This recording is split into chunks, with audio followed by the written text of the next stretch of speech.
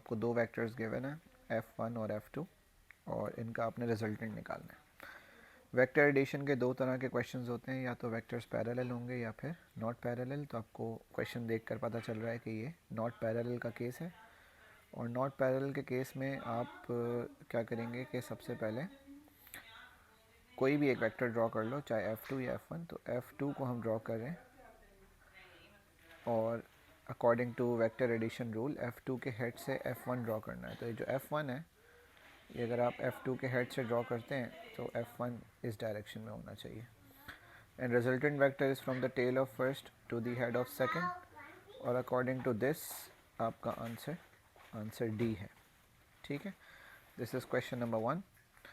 Then question number 2 में दो vectors आपके पास 4 न्यूटन और 3 न्यूटन के वेक्टर्स हैं और हमें इनकी रेंज निकालनी है। सबसे पहले at 0 degree and 90 degree. 0 degree का मतलब होता है पैरेलल और सेम डायरेक्शन।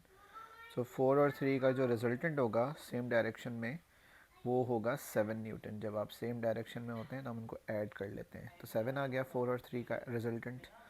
और अगर 90 डिग्री की बात हो तो फिर हम यूज़ करते हैं पाइथागोरस थ्योरम। ठीक है, और पाइथागोरस थ्योरम के हिसाब से अगर मैं सॉल्व करता हूँ तो 4 का स्क्वायर होता है 16, 3 का स्क्वायर होता है 9, 16 प्लस 9 इज़ 25, और 25 का आप रूट लोगे तो आपका आंसर आ जाएगा 5। तो इसका मतलब है कि resultant between 0 degree and 90 degree is from 5 to 7। और 5 टू 7 आप देख सकते हो कि ये ऑप्शंस हैं 5, 6 एंड 7। सो कौन सा पॉसिबल नहीं है? 4 पॉसिबल नहीं है because it is outside the range. Range हमारे पास आ रही है from 5 newton to 7 newton. Micrometer से आप क्या मेजर करते हो? माइक्रोमीटर से हम डायमीटर, थिकनेस मेजर करते हैं जो कि लेंथ है। ठीक है, और एरिया, करंट और मास हम माइक्रोमीटर से मेजर नहीं करते। ठीक है, then an object is falling under gravity with terminal velocity, what is happening to its speed?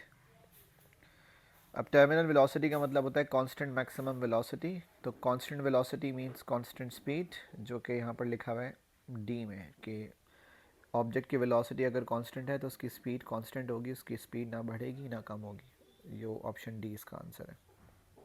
Question number 5 में आपको डिस्टेंस ट्रैवल निकालना है। आपको पता है स्पीड टाइम ग्राफ से डिस्टेंस निकालने के लिए हम एरिया निकालते हैं। अब यहाँ लिखा हुआ है while its speed is increasing. इसका मतलब है पूरे ग्राफ का एरिया नहीं चाहिए, सिर्फ उस सेक्शन का चाहिए जहाँ पर स्पीड इंक्रीज़ हो रही है। और ये जो एरिया बनेगा ये ट्रायंगल है। ट्रायंगल का फॉर्मूला होता है एरिया का half into base into height.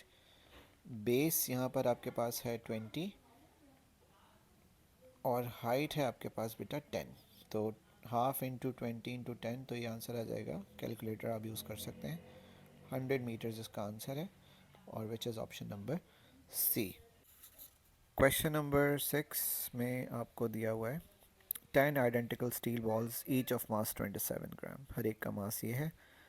पानी का लेवल 20 था, और हमने जब बॉल्स को सारी के सारी 10 की 10 आइडेंटिकल स्टील बॉल्स को जब आपने मेजरिंग सिलेंडर में इमर्स किया तो रीडिंग 20 से 50 हो गई है। तो अगर अब 20 से 50 हुई है तो इसका मतलब है 30 सेंटीमीटर क्यूब का चेंज आया है। लेकिन ये 30 सेंटीमीटर क्यूब का चेंज 10 बॉल्स की वजह से है। तो ईच बॉल का जो वॉल्यूम आ जाएगा वो आएगा 3 सेंटीमीटर क्यूब, और हर बॉल का मास है 27। तो डेंसिटी होती है मास अपॉन वॉल्यूम। मास मतलब 27 gram divided by volume 3 centimetre cube, जिससे आपका आंसर आ जाएगा 9 ग्राम पर सेंटीमीटर क्यूब। ओके, तो इसका हिसाब से आंसर आ रहा है सी। फिर है क्वेश्चन नंबर 7। और क्वेश्चन नंबर 7 में थोड़ा सा टेक्निकल सा क्वेश्चन है ये। इसमें आपको थिकनेस दी हुई है मिलीमीटर्स में और एरिया दिया हुआ है सेंटीमीटर स्क्वायर में। वॉल्यूम होता है एरिया मल्टीप्लाइड बाय लेंथ। तो एरिया तो सेंटीमीटर स्क्वायर में है, जो कि सही है, कोई मसला नहीं है, हम इसको चेंज नहीं करेंगे क्योंकि हमारा वॉल्यूम सेंटीमीटर क्यूब में आना चाहिए। तो एरिया को चेंज नहीं करें, लेकिन जो थिकनेस है ये जो आपके पास ये मिलीमीटर्स में दी हुई है, इसको सेंटीमीटर्स में लिखने के लिए ये हो जाएगी 0.011 सेंटीमीटर। ठीक है, क्योंकि ये मिलीमीटर्स में थी, आपको पता है ना कि 1 सेंटीमीटर में 10 मिलीमीटर होते हैं, कन्वर्ट करेंगे तो इस तरह आ जाएगा। अच्छा, अब क्योंकि हमें वॉल्यूम निकालना है, वॉल्यूम यहाँ से आपका पास आंसर आ जाएगा सेंटीमीटर क्यूब में, हम इसको मल्टीप्लाई कर लेते हैं 1000। तो वॉल्यूम आपका अगर आप मल्टीप्लाई करते हैं तो आ रहा है तकरीबन 110। 80 divided by 110 will give you 0.727, और 0.727 के अकॉर्डिंग देखा जाए तो option C is the answer. Now question number 8. A particle P is moving in a horizontal circle about O. P moves at constant speed. Which statement is true? अच्छा, अब ये circular motion का question है, तीन बातें याद रखनी होती हैं कि वेलोसिटी हमेशा टेंजेंट टू सर्कल, मतलब ये जो डायरेक्शन है ये वेलोसिटी की direction tangent to circle. Acceleration और फोर्स दोनों की direction towards the centre of circle होती है। Object is accelerating because of the change in direction, change in velocity, not because of change in speed. और इस हिसाब से देखा जाए तो ऑप्शन बी सेंस क्रिएट कर रहा है, ठीक है। A force of constant size acts on P towards O. A, C और डी अगर आप पढ़ते हैं तो ये गलत है, इसमें डी में लिखा हुआ है there is no resultant force, तो बेटा रिजल्टेंट फोर्स तो है जिसकी डायरेक्शन है towards the centre of circle, जिसको हम सेंट्रिपिटल फोर्स भी कह सकते हैं, और ये रिजल्टेंट फोर्स ही होती है। क्वेश्चन नंबर 9, रिएक्शन फोर्स की बात हो रही है। बेटा आपको बताया था नॉर्मल रिएक्शन फोर्स हमेशा सरफेस के साथ 90 डिग्री पे होती है, तो अब आप एंगल देख लो, उसका 90 डिग्री बन रहा है। ऑप्शन जो ए है ये फ्रिक्शनल फोर्स को रिप्रेजेंट कर रहा है, और अगर आप ऑप्शन डी की बात करते हैं तो ऑप्शन डी वेट का एक कंपोनेंट है जो उसको डाउनवर्ड स्लाइड करवा रहा है। So normal reaction force surface के साथ 90 डिग्री का एंगल बनाती है, which is option C. Question number 10, each arrow represents a force of 20 newton, और ये 4 आइडेंटिकल सॉलिड ब्लॉक्स हैं। इक्विलिब्रियम पूछा जा रहा है। इक्विलिब्रियम बेटा या तो दो कंडीशंस होती हैं इक्विलिब्रियम की, no resultant force and no resultant moment, तो हमने दोनों कंडीशंस देखनी है। ऑप्शन पी में आप देख रहे हो कि रिजल्टेंट फोर्स नहीं है और मोमेंट भी क्रिएट नहीं होगा because forces are passing through the pivot, इसलिए इसका ऑप्शन ए ठीक लग रहा है, मतलब ऑप्शन पी जो है वो सही लग रहा है। क्यू में आप देख रहे हो कि टर्निंग इफेक्ट क्रिएट होगा, ये पिवट बीच में यहाँ पर है, तो ये एक रोटेशन क्रिएट हो जाएगी अगर मैं इस ब्लॉक को फोर्स लगाता हूँ जिस डायरेक्शन में दी हुई है, तो इसका मतलब है कंडीशन जो इक्विलिब्रियम की कंडीशन है, कंडीशन नंबर 2 के रिजल्टेंट मोमेंट ज़ीरो होना चाहिए, तो यहाँ पे रिजल्टेंट मोमेंट ज़ीरो नहीं हो रहा, तो क्यू नहीं हो सकता। आर हो सकता है क्योंकि आप देख सकते हो कि एक फोर्स ऊपर एक फोर्स नीचे और रिजल्टेंट मोमेंट भी क्रिएट नहीं होगा। एस नहीं हो सकता क्योंकि दोनों फोर्सेस नीचे लग रही हैं, एक फोर्स नीचे और एक फोर्स ऊपर होती तो आप कहते हैं कि इक्विलिब्रियम क्रिएट हो रहा है।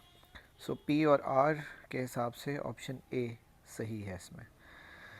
क्वेश्चन नंबर 11 में देखें बेटा, रिजल्टेंट फोर्स 6 न्यूटन आगे 3.6 न्यूटन पीछे, तो रिजल्टेंट फोर्स हो जाएगी 6 माइनस 3.6, जिससे आपका आंसर आएगा 6 माइनस 3.6 से 2.4 न्यूटन, ठीक है। अब 2.4 न्यूटन इसका आंसर है रिजल्टेंट फोर्स का। एफ होता है एम ए, और हमें एम निकालना है, एम बराबर हो गया एफ अपॉन ए के, अगर मैं इसको सब्जेक्ट बना लूँ तो f अपॉन a मतलब 2.4 डिवाइडेड बाय 0.12, तो रिजल्टेंट फोर्स 2.4 है, और अगर आप 2.4 को डिवाइड कर दें, कैलकुलेटर आप यूज़ कर सकते हैं इसमें, 2.4 divided by 0.12 will give you 20, तो आंसर इज़ 20 kg, सही है। अच्छा जी, ऑप्शन सी हो गया। क्वेश्चन नंबर 12, ये वेट W एक फ़ोर्स है और एक 60 न्यूटन की फ़ोर्स है, ये पिवट है। W वाली जो फोर्स है ये एंटी क्लॉकवाइज मोमेंट प्रोड्यूस कर रही है, 60 वाली फोर्स क्लॉकवाइज मोमेंट प्रोड्यूस कर रही है, तो हमें पता है कि clockwise moment should be equal to anti clockwise moment. F1D1 मतलब W मल्टीप्लाइड बाय जो इसका परपेंडिकुलर डिस्टेंस है 30 इज़ इक्वल टू F2 मतलब 60 मल्टीप्लाइड बाय इसका परपेंडिकुलर डिस्टेंस है 50, तो 60 इंटू 50 डिवाइडेड बाय 30, तो 60 इंटू 50 होता है बेटा 3000 divided by 30 will give you 100 Newton, which is option D. Question number 13 spring constant का क्वेश्चन है। स्प्रिंग कांस्टेंट बराबर होता है K is equal to F upon E. इसमें जो एफ है वो फोर्स है। आप देख रहे हो यहाँ पर फोर्स कितनी चेंज हुई है बेटा, फोर्स चेंज हुई है 8, और इस ड्यूरेशन में जो एक्सटेंशन चेंज हुई है 10 से लेकर 30 तक वो है 20।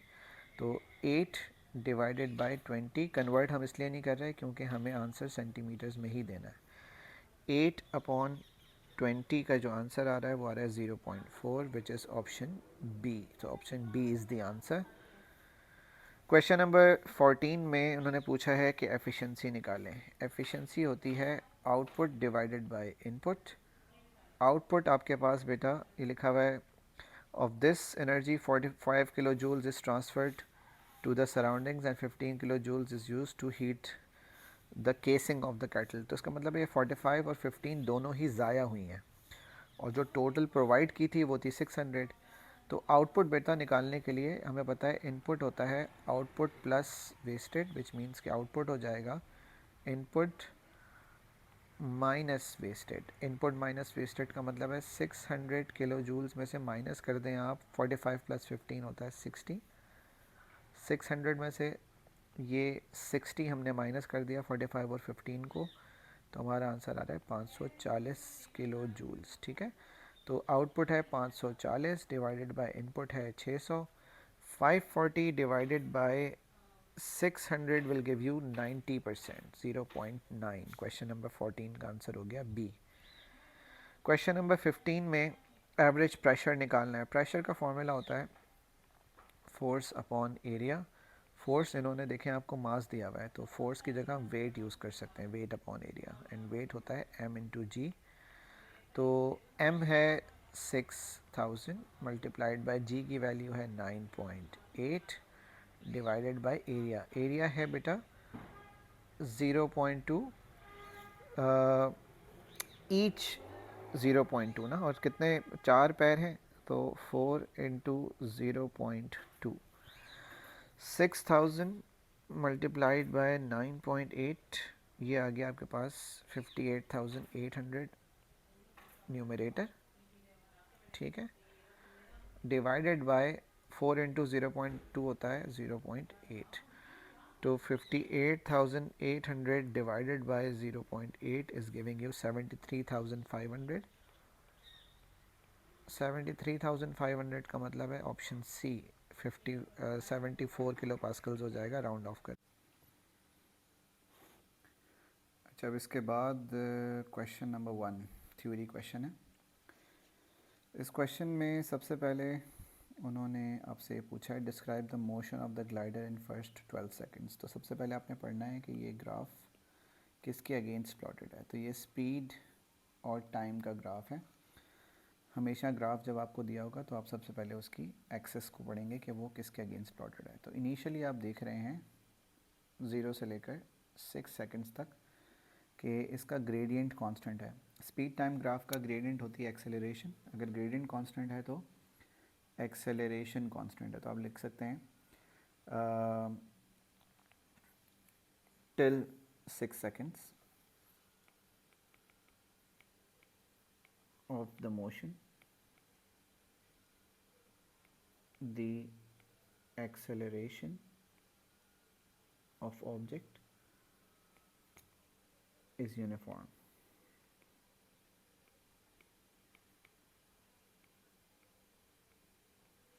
अच्छा, अब इसके बाद क्या हो रहा है, इसके बाद आप देखें आफ्टर 6 seconds एक्सेलरेशन 0 है, स्पीड कांस्टेंट है। तो आप लिख सकते हैं कि after 6 seconds the acceleration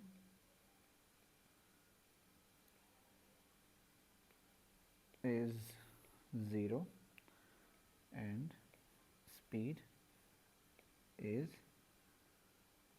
constant।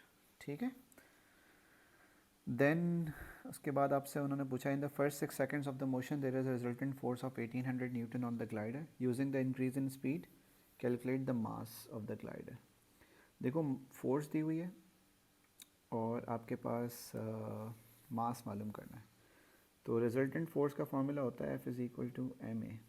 तो इसमें अगर मुझे m निकालना है तो m हो जाएगा force upon acceleration, resultant force divided by acceleration. Acceleration निकालने के लिए हम ग्रेडियंट निकाल सकते हैं, और बात हो रही है कहाँ तक की, 6 सेकंड्स तक की। तो 6 सेकंड्स तक का ग्रेडियंट निकालने के लिए आप कर सकते हैं राइज अपॉन रन, या फिर y2 minus y1 upon x2 minus x1। तो आप देख सकते हो बेटा कि राइज है 22 और रन है 6,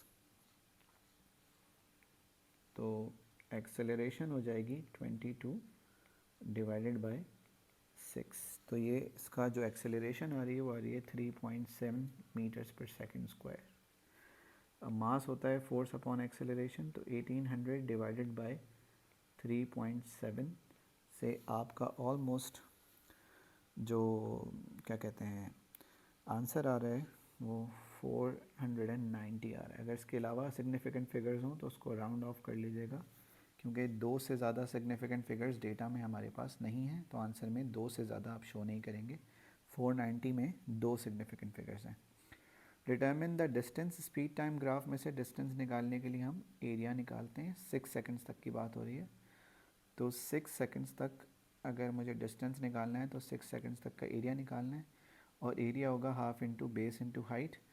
तो हाफ इंटू बेस है 6 और हाइट है 22, तो हाफ इंटू 6 इंटू 22, ठीक है। हाफ इंटू 6 इंटू 22 से आपका जो आंसर आ रहा है वो आ रहा है 66। तो ये हो गया 66 मीटर्स। देन क्वेश्चन नंबर 2 में उन्होंने आपसे पूछा था कि मोमेंटम बताएं। Momentum is product of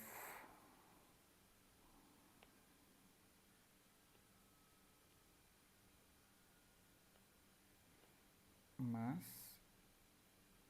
and velocity, और इसका ऐसा यूनिट होता है kg मीटर्स पर सेकेंड, या फिर न्यूटन सेकेंड, ये आपकी मर्ज़ी है, आप कोई भी लिख सकते हैं इसमें से।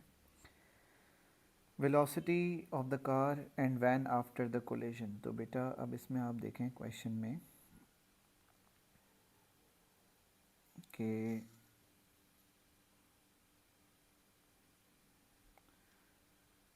After the collision in a safety test car of mass, 2 गाड़ियां हैं, दोनों के एक का मास दिया हुआ है 1100 और दूसरे का दिया हुआ है 3000, और इनिशियली ये जो कार है ये मूव कर रही है, दूसरी वाली कार स्टेशनरी है, और आफ्टर द कोलिजन लिखा हुआ है they move together with a velocity v। हमें पता है कि according to law of conservation of momentum m1u1 plus m2u2 बराबर होता है m1v1 प्लस m2v2 के। तो जो मास है पहले वाले का 1100 उसका मास है और इसकी वेलोसिटी है 10, प्लस दूसरा वाला जो ऑब्जेक्ट है ना वो इनिशियली स्टेशनरी है, यहाँ लिखा हुआ है कि जो 3000 kg की वैन है ना ये स्टेशनरी है, तो इसलिए इसका मोमेंटम ज़ीरो हो जाएगा, क्योंकि 3000 multiplied by zero is zero. Then after collision दोनों की स्पीड सेम है, तो 1100 multiplied by v plus 3000 multiplied by v, तो ये हो गया 11000 इज़ इक्वल टू 1100 और 3000 ये हो जाता है 4100 v, और v निकालोगे तो 11000 डिवाइडेड बाय 4100, इससे आपका आंसर आ जाएगा 2.7 राउंड ऑफ करके 2 सिग्निफिकेंट फिगर्स में मीटर्स पर सेकेंड। अब पूछा है आपसे total kinetic energy. Kinetic energy का फॉर्मूला होता है हाफ mv², और ये बात हो रही है आफ्टर द कोलिजन की, तो हाफ टोटल काइनेटिक एनर्जी, तो टोटल मास आ जाएगा, और टोटल मास आपको पता है 1100 और 3000 था, तो ये हो जाएगा 4100, ये टोटल मास है, मल्टीप्लाइड बाय 2.7 का स्क्वायर। इससे जो आपका आंसर आ रहा है वो 14,000 समथिंग आ रहा होगा, लेकिन उसमें बहुत ज़्यादा सिग्निफिकेंट फिगर्स हैं, इसलिए हम उसको राउंड ऑफ करके 2 सिग्निफिकेंट फिगर्स में 15,000 जूल्स लिख रहे हैं। अगर आप इससे ज़्यादा सिग्निफिकेंट फिगर्स देते हो तो बेटा डेटा में इससे ज़्यादा सिग्निफिकेंट फिगर्स नहीं है तो आपको भी नहीं देनी चाहिए. State the energy transfer that occurs in the collision. तो कोलिजन में आपके सामने है कि बिफोर कोलिजन एनर्जी थी काइनेटिक एनर्जी, या आप ऊपर खुद निकाल भी चुके हो. और काइनेटिक एनर्जी किस में कन्वर्ट हो रही है? State the transfer of energy that occurs in the collision. तो ऑफ कोर्स किस में कन्वर्ट होगी? हीट में कन्वर्ट हो सकती है.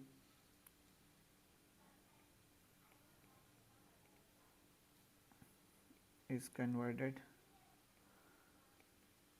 इनटू थर्मल, या इंटरनल एनर्जी में चेंज हो सकती है क्योंकि शेप चेंज होगी. अगर लेट से कोलिजन हो रही है, शेप चेंज हो रही है, तो फिर आप कह सकते हैं कि इंटरनल एनर्जी मतलब स्टेट चेंज हो रही होगी. ठीक है, तो किस में कन्वर्ट हो रही है आप कोई भी एक एग्जांपल लिख सकते हैं, लेकिन आपने बताना है कौन सी एनर्जी किस में कन्वर्ट हुई. तो सिर्फ थर्मल लिखना भी काफ़ी नहीं है. आप बताएंगे कि काइनेटिक एनर्जी थी बिफोर कोलिजन और वो कन्वर्ट हुई है थर्मल एनर्जी में. देन हमारे पास question number 3, calculate weight. Weight का फॉर्मूला होता है बेटा W इज़ equal to M G. M आपको उन्होंने दिया हुआ है 60 और जी की वैल्यू उन्होंने दी है 10, तो ये हो गया 600. और यूनिट लिखना ज़रूरी है, अगर यूनिट नहीं लिखेंगे यहाँ पर तो मार्क नहीं मिलेगा क्योंकि एक ही मार्क का क्वेश्चन है. Mass and weight have different units. इनकी आपने दो डिफरेंसेस बता सकते हैं कि मास किसे कहते हैं? Is the amount of substance या मैटर या quantity of inertia substance in the object. Weight is the gravitational force acting on object. इसके अलावा आप बता सकते थे कि मास स्केलर है, वेट वेक्टर है. ज़्यादातर स्टूडेंट्स ने इसका आंसर ठीक दिया था, तो इसलिए ये कोई इतना बड़ा प्रॉब्लम नहीं है. Explain in terms of horizontal forces acting why the speed is constant. जब वो कह रहे हैं स्पीड कांस्टेंट है तो उसका मतलब है रिजल्टेंट फोर्स ज़ीरो है. और रिजल्टेंट फोर्स ज़ीरो कैसे होगी? राइट साइड पर हॉरिजॉन्टल फोर्स है 50 न्यूटन. ठीक है, तो फिर बैकवर्ड्स फोर्स जो है वो एज फ्रिक्शनल फोर्स एक्ट कर रही होगी जो 50 न्यूटन ही होगी. There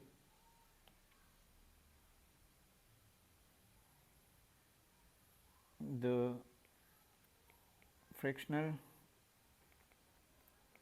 force of 50 Newton acts on the left, या आप लिख सकते हैं opposite direction, so that resultant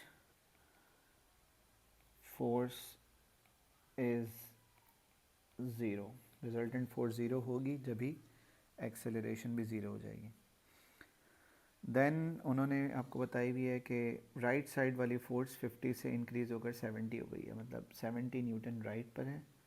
और आपको पता है कि पहले वाली जो फोर्स थी वो 50 न्यूटन ही थी क्योंकि उस वक्त वो कांस्टेंट स्पीड से ट्रैवल कर रहा था. तो रिजल्टेंट फोर्स हो जाएगी 70 minus 50 which is 20 Newton.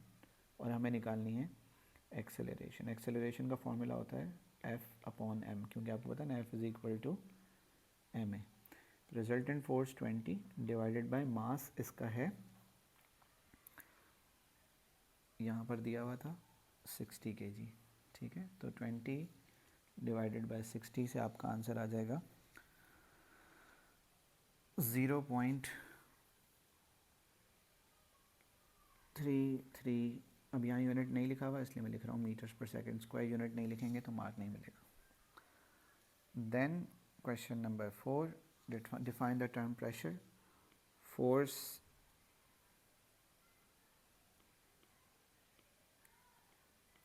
Acting per unit area. ठीक है. Explain how the air molecules in the cylinder of the syringe create a pressure. मैंने आपको बताया था बेटा क्वेश्चन मल्टीपल टाइम्स रिपीट होता है. Molecules of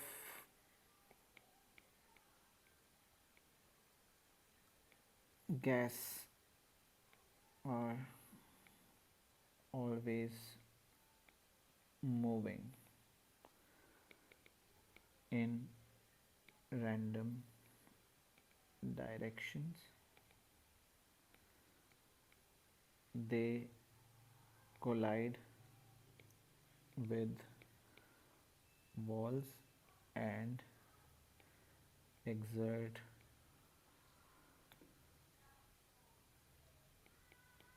force per unit area causes pressure. ठीक है. Then 10 Newton weight is placed on top of the plunger. The plunger moves down slowly so that the temperature of the air inside the syringe does not change. Before the weight is placed on top of the plunger, pressure of the air inside the syringe is 1 exponent 5. ये initial pressure था. ठीक है. The volume of the air is 50 centimeter cube. Cross sectional area is this. Calculate the pressure of air in the syringe after the plunger stops moving. Pressure का formula होता है बेटा force upon area. Force आपने दी हुई यहाँ पे 10 Newton की force apply की थी और एरिया है 1.2 एक्सपोनेंट -4. इससे जो आपका आंसर आ रहा है वो आ रहा है 8.3 एक्सपोनेंट 4. ठीक है. अब पहले से ही ये प्रेशर था और ये प्रेशर एक्स्ट्रा आपने ऐड किया है इसके ऊपर, तो ये टोटल ऐड हो जाएगा 1 एक्सपोनेंट 5 और ये जो वैल्यू अभी आपके पास आई है 8.3 एक्सपोनेंट 4, ये दोनों ऐड हो जाएंगी. ये आपका आंसर आ जाएगा. तो ये हो जाएगी 1.8 एक्सपोनेंट 5 पास्कल्स. यूनिट नहीं लिखा हुआ इसलिए आपने लिखना है यहाँ पे. Pressure the volume of air inside the syringe after the plunger stops moving. ठीक है. तो हमें पता है दो प्रेशर दो वॉल्यूम दिए हों और टेम्परेचर कांस्टेंट हो तो ये फॉर्मूला लगता है P1 V1 is equal to P2 V2. जब पहले प्रेशर था वो था 1 एक्सपोनेंट 5 और उस वक्त वॉल्यूम था 50 सेंटीमीटर क्यूब. ये ऊपर लिखा हुआ है यहाँ पर. बाद में जो प्रेशर अभी आपने निकाला है वो है 1.8 एक्सपोनेंट 5 मल्टीप्लाइड बाई जो बाद वाला वॉल्यूम है वो हमें नहीं पता.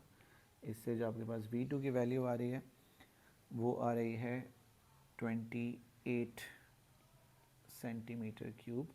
ये भी आंसर हमने राउंड ऑफ किया है 27 पॉइंट समथिंग आ रही होगी, लेकिन हम राउंड ऑफ करके 2 सिग्निफिकेंट फिगर्स में आंसर देंगे क्योंकि इस क्वेश्चन में भी कहीं पर भी 2 सिग्निफिकेंट फिगर्स से ज़्यादा आपके पास सिग्निफिकेंट फिगर्स में डेटा अवेलेबल नहीं है. ठीक है. आई होप कि ये आपको समझ आया होगा. ये वो पेपर जो टेस्ट है जो अभी आपका जनरल फिज़िक्स का हुआ था और सब लोगों के पास अब टेस्ट पेपर्स अवेलेबल हैं. अगर किसी के पास नहीं है तो वो आप मुझसे PDF ले लें और PDF पर सॉल्व करने की कोशिश करें, वरना सॉफ्ट कॉपी हार्ड कॉपीज़ यहाँ पर हमारे पास प्रिंटेड पड़ी हैं उसमें से सॉल्व करेंगे. ठीक है जी.